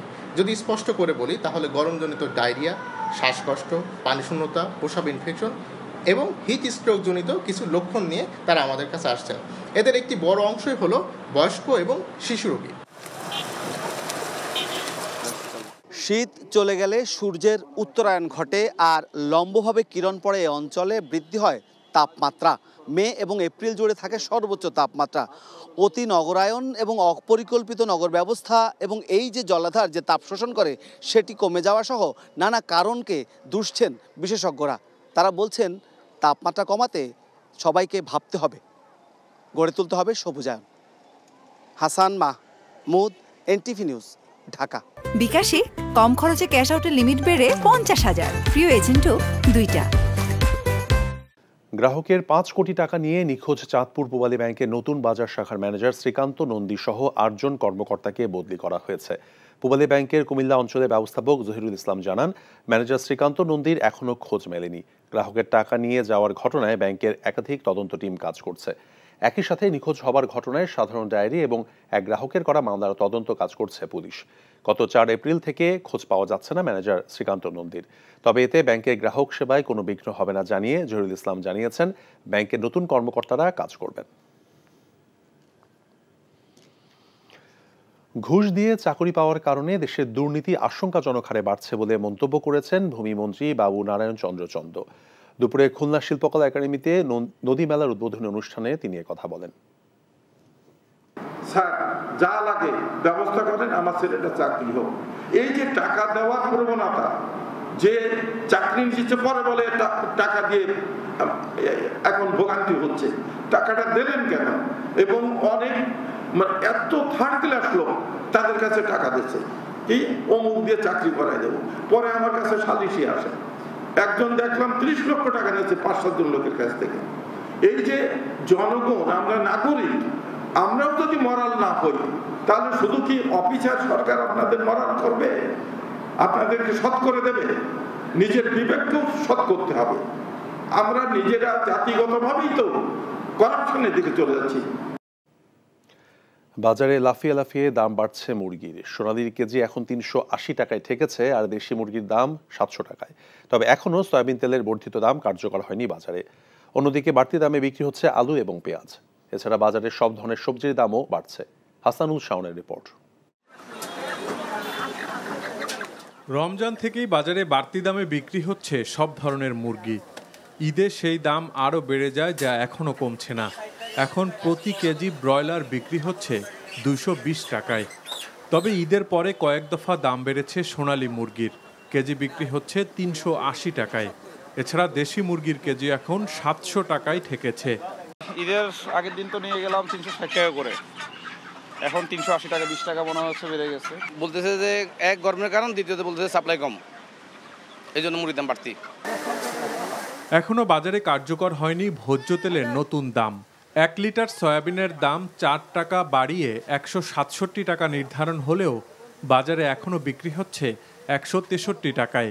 তেলের কোম্পানিগুলো নতুন দামে বাজারে তেল সরবরাহ শুরু করলেই দাম বাড়বে বলে জানান বিক্রেতারা। আমরা আগে রেডি, আমরা যেই রেট পাইতেছি ওই রেডি, আগে যে রেট ছিল ওই রেডি বিক্রি হচ্ছে এখনো ১৬৩ ১ লিটার। টিকে গ্রুপের আছে কিছু, তারপরে আপনার ফ্রেশের আছে কিছু, ওগুলি গায়ের রেট ৮০০ টাকা আছে, ৮০০ টাকার রেটে বিক্রি করতেছে ৫ লিটার। বাজারে বাড়তি দামে বিক্রি হচ্ছে আলু, কেজি এখন ৫০ টাকা। আর দেশি পেঁয়াজের দামও বাড়তি, কেজি বিক্রি হচ্ছে ৬০ টাকায়। এত দাম দিয়ে আলু কেনা যায়, আলু ৩০ টাকা ৩৫ টাকা হলে ঠিক আছে আর কি আলুর দাম, ঠিক আছে। এখন বর্তমানে অনেক বাড়ছে আলুর দাম। রোজা আলু বেচছে আপনার ৩৫-৪০ টাকা কেজি, আর আজকে বর্তমানে আলু ৫০ টাকা কেজি বেচতেছে। অন্যদিকে বাজারে ঈদের পর থেকে কিছুটা বেড়েছে সব ধরনের সবজির দাম। সবজির দাম বাড়তি বর্তমানে, কষ্ট মষ্ট করে চলতেছে, আমরা না কিনা তো উপায় নাই, না খায় উপায় নাই। কাঁকরোল বেচতেছি 100 টাকা কেজি, ঠিক আছে, এটা 50 টাকা কেজি, 70 টাকা কেজি, টমেটো 40 টাকা কেজি, দাম কমই তো আছে। এছাড়া গরম আবহাওয়ায় বাজারে চাহিদা বেড়েছে তরমুজের। বড় আকারের তরমুজের দাম কিছুটা বাড়তি, কেজি বিক্রি হচ্ছে 50 থেকে 60 টাকায়। Hasanul Shaon, NTV news, Dhaka. MP মন্ত্রী স্বজনদের উপজেলা নির্বাচনে প্রার্থী না হওয়ার নির্দেশনা রাজনৈতিক দলের সিদ্ধান্ত। এই নিয়ে নির্বাচন কমিশনের কোনো মতামত নেই। তবে নির্বাচন সুষ্ঠু এবং শান্তিপূর্ণ করার জন্য যে কোনো সিদ্ধান্তকে কমিশন স্বাগত জানায় বলে মন্তব্য করেছেন নির্বাচন কমিশনার মোহাম্মদ আলমগীর। দুপুরে মানিকগঞ্জ জেলা প্রশাসকের সম্মেলন কক্ষে নির্বাচন সংশ্লিষ্ট কর্মকর্তা, আইনশৃঙ্খলা বাহিনী এবং প্রার্থীদের সঙ্গে আলাদা দুইটি মত বিনিময় সভায় তিনি করেন। এ সময় সাংবাদিকদের প্রশ্নের জবাবে মোহাম্মদ আলমগীর এসব কথা বলেন। তিনি বলেন, সুষ্ঠু এবং শান্তিপূর্ণ পরিবেশে ভোট সম্পন্ন করতে তারা সব ধরনের প্রস্তুতি গ্রহণ করেছেন। যেখানে এই প্রভাব বিস্তার অথবা প্রার্থীর বিরুদ্ধে অভিযোগ আসছে সেখানেই ব্যবস্থা নেওয়া হচ্ছে। সিংড়ার ক্ষেত্রে যে প্রার্থী তাকে আমরা নির্বাচন কমিশন ডাকিয়েছি, তার সংশোধনের উত্তর দিতে না পারলে তার বিরুদ্ধে হয়তো একটা কঠিন ব্যবস্থা নেওয়া হবে। 2 নম্বর হলো যে একজন মাননীয় সংসদ সদস্য নোয়াখালী এলাকায় উনি তার পুত্রকে ভোট দিতে বলেছেন, দেখে তাকেও আমরা সতর্ক করেছি যে এই ধরনের কথা থেকে বিরত থাকুন। তো এবং এই ধরনের আরও আছে, এখন আপনারা হয়তো সবগুলো মানিকগঞ্জ থেকে জানেন না। হ্যাঁ, এরকম আমরা অনেক ইম্পর্টেন্ট ব্যক্তিকে কিন্তু আমরা চিঠি দিয়ে জানিয়ে দিয়েছি যে আপনি অমুক জায়গায় নির্বাচনে এই ধরনের প্রভাব বিস্তার করার চেষ্টা করতেছেন, আমরা সতর্ক থাকেন, নাহলে কিন্তু আপনার বিরুদ্ধে ব্যবস্থা নেওয়া হবে। এবারের ঈদ যাত্রায় সড়ক, নৌ এবং রেলপথে 419টি দুর্ঘটনায় প্রাণ হারিয়েছেন 438 জন, আর আহত হয়েছেন 1424 জন মানুষ। বাংলাদেশ যাত্রী কল্যাণ সমিতির সড়ক দুর্ঘটনা মনিটরিং সেলের প্রতিবেদনে এই তথ্য উঠে এসেছে। সকালে রাজধানী ঢাকা রিপোর্টার্স ইউনিটি মিলনায়তনে যাত্রী কল্যাণ সমিতির মহাসচিব মোজাম্মেল হক এক সংবাদ সম্মেলনে এই প্রতিবেদন প্রকাশ করেন। সংবাদ সম্মেলনে মোজাম্মেল হক বলেন, এবার সবচেয়ে বেশি দুর্ঘটনা ঘটেছে মোটরসাইকেলে। ঈদে 198টি মোটরসাইকেল দুর্ঘটনায় 165 জন নিহত হয়েছেন, আহত হয়েছেন 240 জন, যা মোট সড়ক দুর্ঘটনার প্রায় অর্ধেক। প্রতিবেদনে বলা হয়, বিগত 2023 সালের ঈদ উল ফিতরে 304টি সড়ক দুর্ঘটনায় 328 জন নিহত এবং 565 জন আহত হয়েছিলেন। বিগত বছরের চেয়ে এবারের ঈদের সড়ক দুর্ঘটনায় প্রাণহানি বেড়েছে 31%। প্রতিবেদনটিতে ঈদ যাত্রা শুরুর দিন 4 এপ্রিল থেকে ঈদ শেষে কর্মস্থলে ফেরা 18 এপ্রিল পর্যন্ত মোট 15 দিনের দুর্ঘটনার তথ্য তুলে ধরা হয়েছে। সড়ক মহাসড়কে মোটরসাইকেলের অবাধ চলাচল, অদক্ষ চালক, ফিটনেসবিহীন যানবাহন এসব দুর্ঘটনার অন্যতম কারণ বলে জানানো হয়। আবহাওয়া অনুকূলে থাকায় চলতি মৌসুমে ব্রাহ্মণবাড়িয়ায় বোরো ধানের বাম্পার ফলন হয়েছে। ইতিমধ্যেই শুরু হয়েছে উৎপাদিত ফসল ঘরে তোলার কাজ। কৃষকরা জানান, ফলন ভালো হলেও ধানের বাজার দর কম হওয়ায় তারা হতাশ। কৃষি বিভাগ জানিয়েছে, কৃষকদের স্বার্থে সরকার ভর্তুকি মূল্যে সার সহ প্রণোদনার আওতায় বিভিন্ন উপকরণ বিনামূল্যে সরবরাহ করেছে। ব্রাহ্মণবাড়িয়া থেকে শিহাবুদ্দিন বিপুর পাঠানো রিপোর্ট। চলতি মৌসুমে ব্রাহ্মণবাড়িয়া জেলায় বোরো আবাদ হয়েছে 1,11,696 হেক্টর জমিতে, যার মধ্যে হাওর অঞ্চলের 32,000 হেক্টর জমি রয়েছে। এবার ধান, বিনা 25 সহ নতুন জাতের বোরোর ব্যাপক আবাদ হয়েছে। উৎপাদনের লক্ষ্যমাত্রা ধরা হয়েছে 7,15,543 মেট্রিক টন, যার বাজার মূল্য প্রায় 2200 কোটি টাকা। তবে প্রতি বছর ফসল উৎপাদনের সময় ধানের দাম কমে যায় বলে অভিযোগ করেন কৃষকরা। ধান করি ঠিকই, কিন্তু আমরা ধানের ঠিক মূল্য পাই না। আমি সরকারের কাছে দাবি, আমরা ধানের রেট আমরা বাড়তে চাই। তেলের দাম বেশি, ডিজেলের দাম বেশি, মুনিমানের দাম বেশি, খরচ দিয়ে সেটা আমরা লাভবান না বেশি। নতুন জাতের সম্প্রসারণ হওয়ায় এবার উৎপাদনের লক্ষ্যমাত্রা ছাড়িয়ে যাবে বলে আশা করছে কৃষি বিভাগ। ব্রাহ্মণবাড়িয়া জেলায় এই বছর বোরো আমাদের লক্ষ্যমাত্রা ধরা হয়েছে 1,11,405 হেক্টর। আমাদের অর্জন হয়েছে 1,11,696 হেক্টর, যা গত বছরের তুলনায় প্রায় 291 হেক্টরের মতো বেশি। আমাদের প্রায় হাওরের 10%, এর প্রায় 3,215 হেক্টর জমিতে কর্তন হয়েছে। আমরা ফলনও বেশ ভালো পাচ্ছি। এপ্রিল থেকেই শুরু হয়েছে বোরো ফসল ঘরে তোলার কাজ, যা চলবে পুরো মে মাস জুড়ে। NTV news desk. The government has decided to keep all public and private schools, both primary and secondary, closed from 21st to 27th April due to the heat wave sweeping over the country. The schools will reopen on 28th April, and the decision was taken considering the health safety of the students, said an official of the Ministry of Primary and Mass Education and a top official of the Directorate of Secondary and Higher Education today. All the government schools were scheduled to reopen tomorrow after Eid and Pohela Boishakh holidays.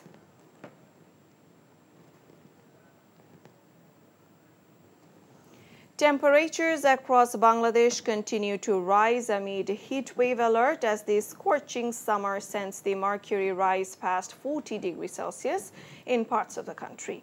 The Met Office said the prevailing severe heat wave is likely to continue. Dhaka today recorded the second highest temperature since 1960. The Met Office recorded a temperature of 40.4 degrees Celsius in Dhaka this noon. Meanwhile, today's highest temperature was recorded in Joshore at 42.6 degrees Celsius. The highest temperature of the country was recorded in Chuadanga for the last few days. Intense heat holding the country in its grip has disrupted daily life and caused a spike in various illnesses, overwhelming hospitals with patients. Doctors are urging people to avoid unnecessary outdoor stay, wear cool clothing, and hydrate adequately to combat the scorching temperatures.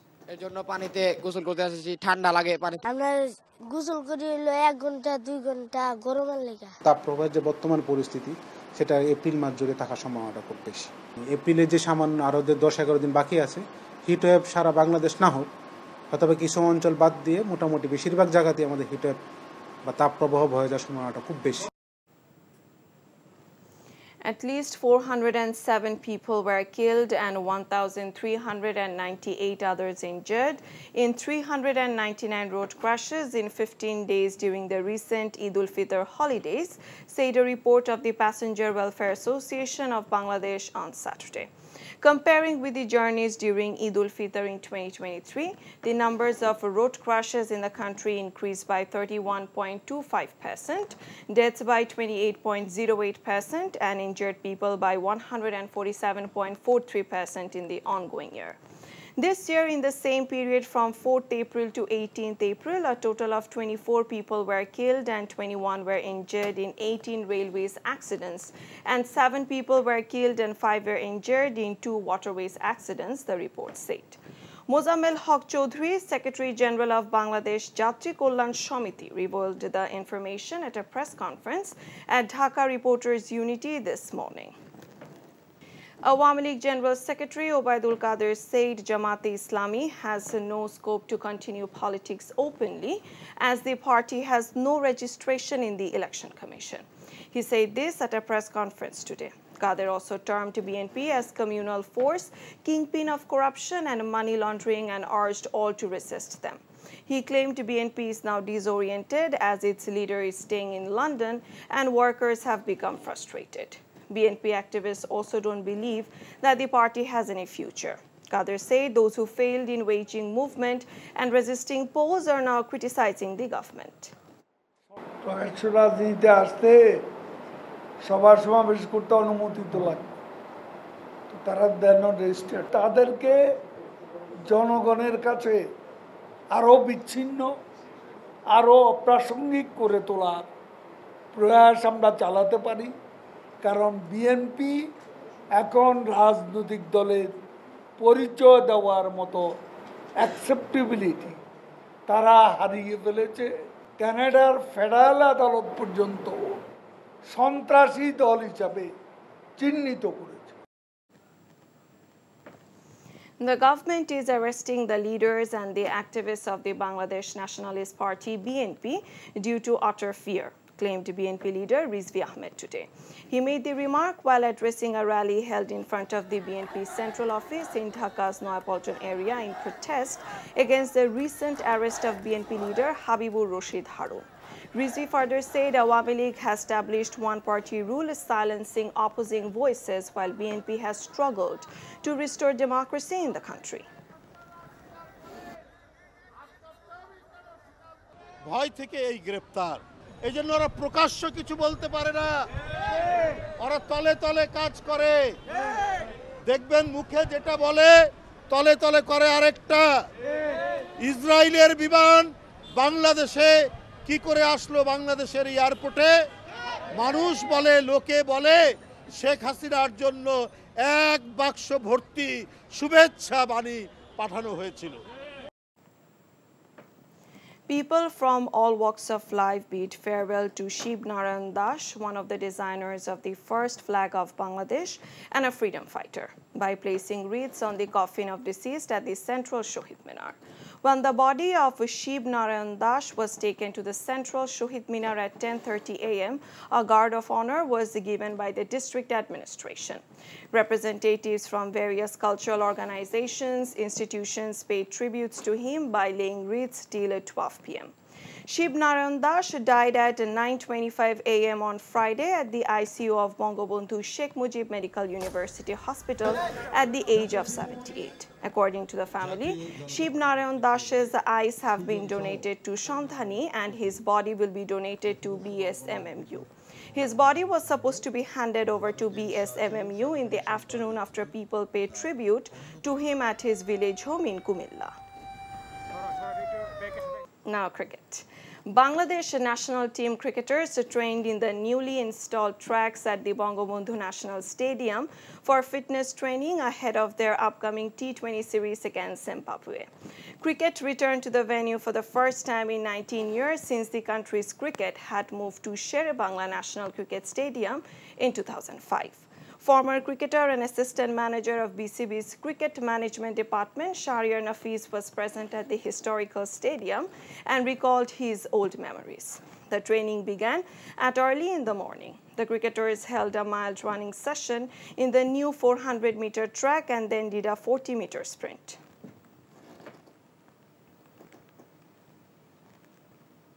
শিশুদের খেলাধুলার প্রতি আগ্রহী করে তোলার নির্দেশনা দিয়ে প্রধানমন্ত্রী শেখ হাসিনা বলেছেন, এতে শরীর ও মনের বিকাশ ঘটে।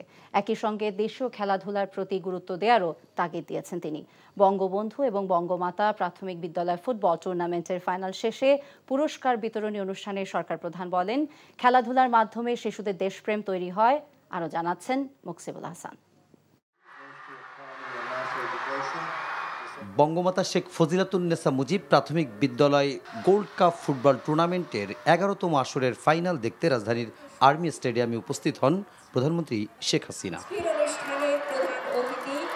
50 মিনিটের খেলা হওয়ার কথা থাকলেও প্রচণ্ড গরমের কারণে ম্যাচের সময় 10 মিনিট কমানো হয় ক্ষুদে শিক্ষার্থীদের ফাইনাল পর্বে। ব্রাহ্মণবাড়িয়ার বাঞ্ছারামপুর মডেল সরকারি প্রাথমিক বিদ্যালয়কে 3-1 গোলে হারিয়ে চ্যাম্পিয়ন হয় লালমনিরহাট পাটগ্রামের টেপুরবাড়ি বিকে সরকারি প্রাথমিক বিদ্যালয়। এর আগে একই মাঠে বঙ্গবন্ধু শেখ মুজিবুর রহমান প্রাথমিক বিদ্যালয় গোল্ড কাপ ফুটবল টুর্নামেন্টে রংপুর মিঠাপুকুরের তালিমগঞ্জ সরকারি প্রাথমিক বিদ্যালয়কে 2-1 গোলে হারিয়ে শিরোপা জয় করে জামালপুরের মাদারগঞ্জের চরগোলারবাড়ি সরকারি প্রাথমিক বিদ্যালয়। চ্যাম্পিয়ন এবং রানার্স আপ দল এবং সেরা খেলোয়াড়দের পুরস্কার তুলে দেন প্রধানমন্ত্রী শেখ হাসিনা। তিনি বলেন, আওয়ামী লীগ যখনই সরকারে এসেছে ছেলেমেয়েদের খেলাধুলায় উৎসাহিত করেছে। শুধু স্কুলের মাঠ না, প্রত্যেকটা উপজেলায় খেলাধুলার জন্য একটা সুযোগ সৃষ্টি হয়, সেই ব্যবস্থাটা আমরা করেছি। এটা শুধু ফুটবল বলে না, আমাদের দেশীয় খেলাগুলি আছে, অন্যান্য খেলা আছে। যে ধরনের খেলাই হোক, আমাদের ক্ষুদে খেলোয়াড়রা যাতে সুযোগ পায়, সেই সাথে তার প্রতিবন্ধী বা অটিস্টিক তাদের জন্য কিন্তু আমরা খেলাধুলার ব্যবস্থা করে দিচ্ছি। আমাদের ছেলেমেয়েরা লেখাপড়ার পাশাপাশি খেলাধুলা, শরীরচর্চা, সাংস্কৃতিক চর্চার মধ্য দিয়ে নিজেদেরকে উপযুক্ত নাগরিক হিসেবে গড়ে তুলবে, সেটাই আমি চাই। এ সময় ক্রিকেট ফুটবলের পাশাপাশি দেশীয় খেলার প্রতি গুরুত্ব তুলে ধরে প্রধানমন্ত্রী বলেন, এর মাধ্যমে শিশুদের মেধা আরও বিকশিত হবে। শিক্ষা দীক্ষায় সমৃদ্ধ হয়ে বাংলাদেশের ছেলেমেয়েরা বিশ্বে মাথা উঁচু করে চলবে বলে প্রত্যাশা তার। আমাদের দেশীয় খেলাগুলিকেও সমানভাবে সুযোগ দিতে হবে, কারণ দেশীয় খেলাগুলির মধ্য দিয়েই আমাদের ছেলে মেয়েদের আরও মেধা বিকাশের সুযোগ হবে। কাজে আমি সত্যি খুব আনন্দিত যে আজকে আমাদের খুদে ফুটবল খেলোয়াড়রা যারা আজকে এখান থেকে শুরু, একদিন তারা আন্তর্জাতিক পর্যায়ে বাংলাদেশের জন্য আরও বেশি করে সম্মান বয়ে নিয়ে আসবে। বঙ্গবন্ধু ও বঙ্গমাতা প্রাথমিক বিদ্যালয় গোল্ড কাপ ফুটবল টুর্নামেন্টের ১১তম আসরে সারা দেশের ৬৫,৩৫৪টি প্রাইমারি স্কুলের মোট ২২,২২,০০০ শিশু অংশ নিয়েছে। Muksimul Ahsan, NTV news, Dhaka. দেশে ভয়াবহ অর্থনৈতিক রাজনৈতিক সংকট চলছে মন্তব্য করে সরকার হঠাতে সবাইকে এক হয়ে মাঠে নামার আহ্বান জানিয়েছেন বিএনপি মহাসচিব মির্জা ফখরুল ইসলাম আলমগীর। গণস্বাস্থ্যের প্রতিষ্ঠাতা ডাক্তার জাফরুল্লাহ চৌধুরীর প্রথম মৃত্যু বার্ষিক উপলক্ষে নাগরিক স্মরণ সভায় এসব বলেন তিনি। যারা সমাজ পরিবর্তন করতে চেয়েছিলেন তাদেরই একজন ডাক্তার জাফরুল্লাহ উল্লেখ করে মির্জা ফখরুল বলেন তাকে সবসময় স্মরণ করা উচিত। দেশ দুঃসময় অতিক্রম করছে মন্তব্য করে তিনি অভিযোগ করেন অবলীলায় বিরোধী মতের মানুষকে গুম করে দেওয়া হচ্ছে, অথচ তা অস্বীকার করে সরকার বলছে তারা পালিয়ে গেছে। তার অভিযোগ দুর্নীতি করে ধ্বংস করা হয়েছে দেশের অর্থনীতি, দলীয়করণ করা হয়েছে বিচার বিভাগ সহ সব প্রতিষ্ঠানকে, ভেঙে ফেলা হয়েছে নির্বাচনী ব্যবস্থাকেও। রাজনৈতিক অর্থনৈতিক সংকট ভয়াবহভাবে আমাদেরকে আক্রমণ করেছে। এর থেকে বেরিয়ে আসার জন্য আমরা হাত পা ছুটছি, অনেকে তাদের জীবন দিচ্ছেন, প্রাণ দিচ্ছেন, তারপরও এই দানবকে সরানো যাচ্ছে না। এখন প্রয়োজন সমগ্র জাতির ঐক্যবদ্ধ হওয়া। সব নাগরিক যারা দেশকে ভালোবাসেন, সব রাজনৈতিক দল যারা দেশে গণতান্ত্রিক একটা ব্যবস্থা তৈরি করতে চান, তাদের এখন সবাইকে এক হয়ে সোচ্চার কণ্ঠে শুধু রাজপথে বেরিয়ে নয়, সমগ্র রাষ্ট্রযন্ত্রকে ঝাঁকিয়ে দিতে হবে। মন্ত্রী ও সংসদ সদস্যদের আত্মীয় স্বজনদের উপজেলা নির্বাচন থেকে সরে দাঁড়ানোর নির্দেশ দেওয়া হয়েছে উল্লেখ করে আওয়ামী লীগ সাধারণ সম্পাদক ওবায়দুল কাদের বলেছেন, মনোনয়নপত্র প্রত্যাহারের শেষ দিন পর্যন্ত বিষয়টি নিয়ে অপেক্ষা করা হবে। আজ সংবাদ সম্মেলনে তিনি এসব কথা বলেন। নিবন্ধন না থাকায় জামায়াতে প্রকাশ্য রাজনীতি করার সুযোগ নেই বলেও জানান তিনি। নজরানা চৌধুরীর রিপোর্ট। আসন্ন উপজেলা পরিষদ নির্বাচন নিয়ে আওয়ামী লীগের বিভিন্ন পর্যায়ের নেতাকর্মীদের মাঝে রেষারেষি শুরু হয়েছে। এরই প্রেক্ষিতে মন্ত্রী ও সংসদ সদস্যদের স্বজনরা এই নির্বাচনে অংশ নিতে পারবেন না বলে কয়েকদিন আগে দলের কেন্দ্র থেকে নির্দেশনা দেওয়া হয়। এ অবস্থায় শনিবার আওয়ামী লীগের ধানমন্ডি কার্যালয়ে এক সংবাদ সম্মেলনে দলের সাধারণ সম্পাদক ওবায়দুল কাদের বলেন, মনোনয়নপত্র প্রত্যাহারের শেষ দিন পর্যন্ত তারা বিষয়টি দেখবেন। এমপি মন্ত্রীদের স্বজনরা তারা নির্বাচন থেকে যারা করছে তারা সরে দাঁড়াতে এবং যারা ভবিষ্যতে করতে চায় তাদেরকেও এই নির্বাচনীয় প্রক্রিয়া থেকে দূরে থাকতে বলা হয়েছে। এই প্রক্রিয়ার মধ্যে অলরেডি আছে, তাদের তালিকা তৈরি করার নির্দেশনা দেওয়া হয়েছে। সম্প্রতি জামাতে ইসলামীর পক্ষ থেকে প্রকাশ্যে রাজনৈতিক কর্মকাণ্ড শুরু করার ঘোষণা দেওয়া হয়েছে। এ প্রসঙ্গে আওয়ামী লীগের অবস্থান জানতে চাইলে কাদের বলেন, জামাতের প্রকাশ্যে রাজনীতি করার সুযোগ নেই। প্রকাশ্য রাজনীতিতে আসতে সভা সমাবেশ করতে অনুমতি তো লাগবে, তারা দেন রেজিস্টার্ড। আগামী 5 বছর যেহেতু নির্বাচনের মাধ্যমে সরকার পরিবর্তনের কোনো সুযোগ নেই, তাই পেছনের দরজা দিয়ে সরকার পরিবর্তনের জন্য বিএনপি বিদেশিদের কাছে ধর্ণা দিচ্ছে বলেও অভিযোগ করেন আওয়ামী লীগ সাধারণ সম্পাদক। তাদেরকে জনগণের কাছে আরো বিচ্ছিন্ন, আরো অপ্রাসঙ্গিক করে তোলার প্রয়াস আমরা চালাতে পারি, কারণ বিএনপি এখন রাজনৈতিক দলের পরিচয় দেওয়ার মতো অ্যাকসেপ্টেবিলিটি তারা হারিয়ে ফেলেছে। কানাডার ফেডারেল আদালত পর্যন্ত সন্ত্রাসী দল হিসাবে চিহ্নিত করেছে। উপজেলা পরিষদ নির্বাচন চলাকালে আওয়ামী লীগের তৃণমূল থেকে জেলা পর্যায় পর্যন্ত সব ধরনের সম্মেলন এবং কমিটি গঠন প্রক্রিয়া বন্ধ থাকবে বলেও জানান দলের সাধারণ সম্পাদক ওবায়দুল কাদের। নজরানা Chowdhury, NTV news, Dhaka. একাধিকবার সময় বাড়ানোর পরও এবার পূরণ হয়নি হজ নিবন্ধনের কোটা পূরণ না হওয়ার জন্য অতিরিক্ত খরচকে দায়ী করছেন মুসল্লিরা। তবে ধর্মমন্ত্রী ফরিদুল হক খান বলছেন, গত বছরের চেয়ে এবারে হজের খরচ আরও কমানো হয়েছে। তারপরও সরকার নির্ধারিত কোটার চেয়ে প্রায় 42,000-এরও কম মুসল্লি যাচ্ছেন এবারের হজে। রিপোর্টে আরও জানাচ্ছেন হাসান জাবেদ।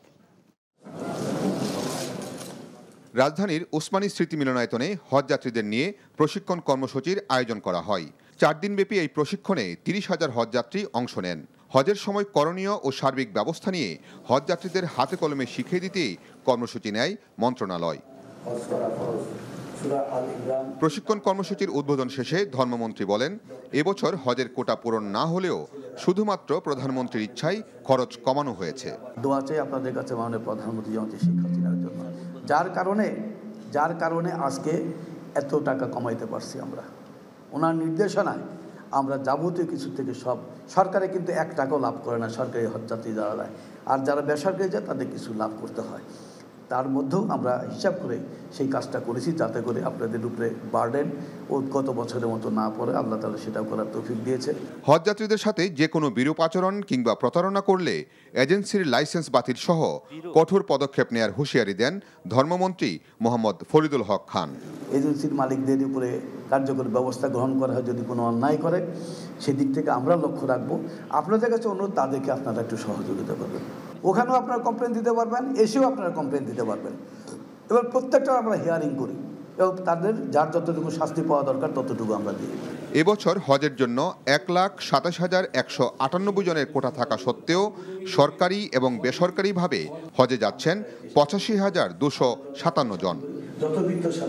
Hasan Javed, NTV news, Dhaka. এবারের ঈদ যাত্রায় সড়ক, নৌ এবং রেলপথে 419টি দুর্ঘটনায় প্রাণ হারিয়েছেন 438 জন আর আহত হয়েছেন 1,424 জন। যাত্রী কল্যাণ সমিতির সড়ক দুর্ঘটনা মনিটরিং সেলের প্রতিবেদনে এই তথ্য উঠে এসেছে। সকালে রাজধানী ঢাকা রিপোর্টার্স ইউনিটি মিলনায়তনে যাত্রী কল্যাণ সমিতির মহাসচিব মোজাম্মেল হক সংবাদ সম্মেলনে এই প্রতিবেদন প্রকাশ করেন।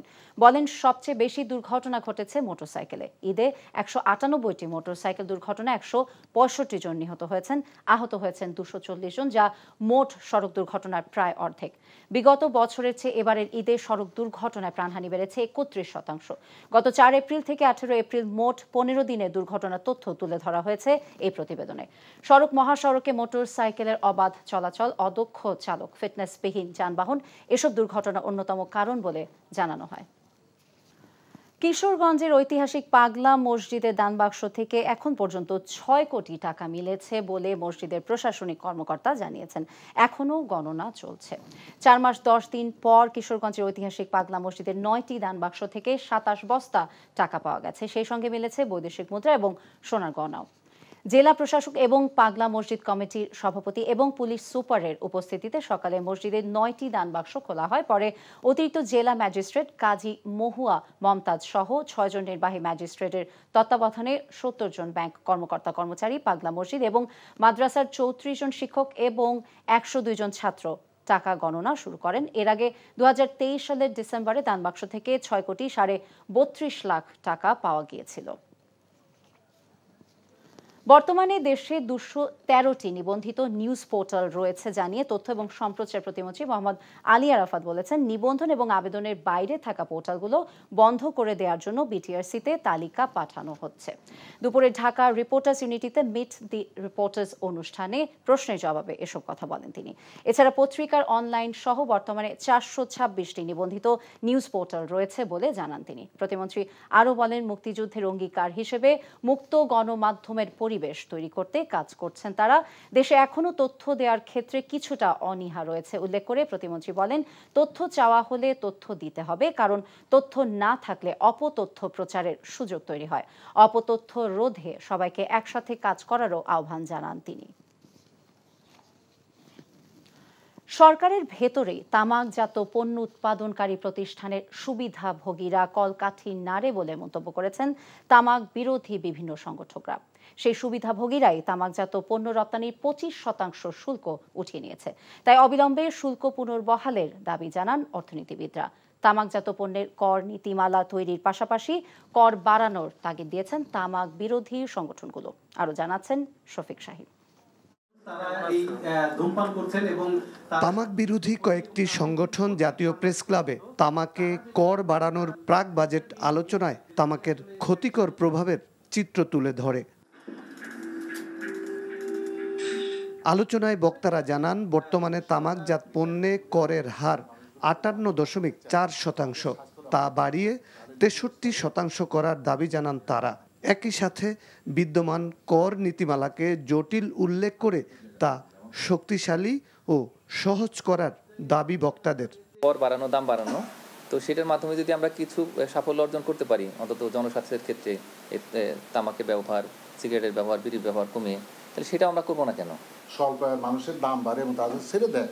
এখানে বলা হয়েছে প্রায় 15 লক্ষ প্রাপ্তবয়স্ক মানুষ তারা ধূমপানের থেকে চলে আসবে এবং 10 লক্ষ শুরুই করতে পারবে না তরুণ, যাদের পয়সা হাতে কম। ট্যাক্স অ্যাডমিনিস্ট্রেশনটাকে আরও জোরদার করা, সরকার এই প্রত্যন্ত অঞ্চলে এগুলোকে ট্যাক্স নেটের মধ্যে আনা, যাতে করে আমরা এই জনগণকে সুরক্ষা প্রদান করা যাবে, একই সাথে আমাদের সরকার রেভিনিউটা বাড়বে। অর্থনীতিবিদ ও তামাক বিরোধী জোটের আহ্বায়ক ডক্টর কাজী খলিকুজ্জামান আহমেদ অভিযোগ করেন, সরকারের ভেতরের দুষ্ট চক্র তামাকজাত পণ্য উৎপাদনকারী প্রতিষ্ঠানগুলো থেকে সুবিধা নেয়। অনেকগুলো দুষ্ট চক্র সব জায়গায় আছে। সেই দুষ্ট চক্রগুলো আমাদের যে সঠিক সিদ্ধান্ত যেটা সরকার নেয়, সঠিক পদক্ষেপ যেটা নেয়, সেটাকে বাস্তবায়িত হতে দেয় না এবং প্রতিষ্ঠানগুলোকে কাজ করতে দেয় না। যেখানে প্রতিষ্ঠান কাজ না করে, সেখানে যত ভালো নীতি হোক, যত ভালো আইনই হোক, আমরা যেটা চাচ্ছি সেটা সেই পথে আমরা আগাতে পারবো। আমেরিকান ক্যান্সার সোসাইটির গবেষণা বলছে, তামাকের বাৎসরিক রাজস্ব আয় 22,000 কোটি টাকা হলেও স্বাস্থ্যের অর্থনৈতিক ক্ষতি 30,000 কোটি টাকা। Shafiq Shahin, NTV news, Dhaka. বিকাশে কম খরচে ক্যাশ আউটের লিমিট বেড়ে 50,000, প্রিয় এজেন্টও 2টা।